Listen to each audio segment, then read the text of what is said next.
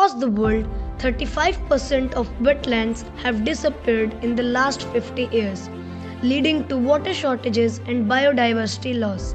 But what if we could reverse this damage? This is the story of Maholi, a village in Sitapur, Uttar Pradesh, where a movement is underway to protect our environment. In this village, we spread awareness about the importance of adopting eco-friendly practices and caring for our surroundings. We met Gram Pradhan Mr. Dharmendra Singh, who had already started a major initiative to improve the environment.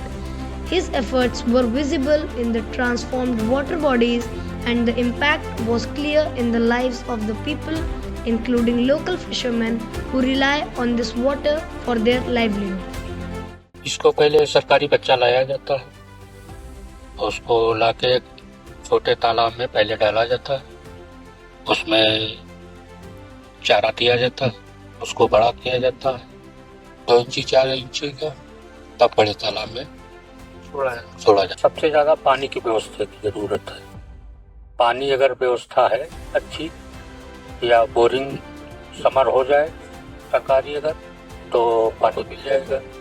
ग्राम पंचायत में गंदगी को देखते हुए यहाँ पे तालाब था, बहुत पोल्यूटेड था, तो मैं सोचा इसको अच्छा किया जाए, तो लोगों को काम भी है और यहाँ पे जो है ना जो प्रदूषण था उसको हटाया जाए।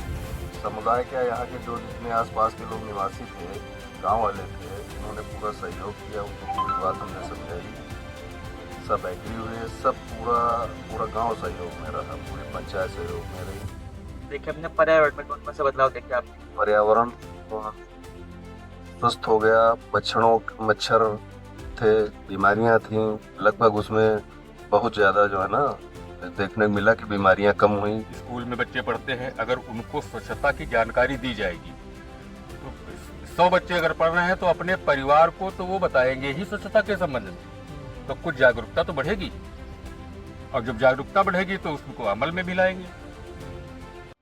This effort aligns with the United Nations SDGs Sustainable Development Goals, especially SDG 6 Clean Water and Sanitation, SDG 14 Life Below Water, and SDG 3 Good Health and Well-being.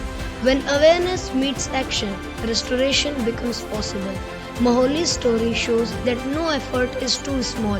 If one village can restore its water, imagine what we can achieve together for our earth. The question is, are you ready to be a part of this movement?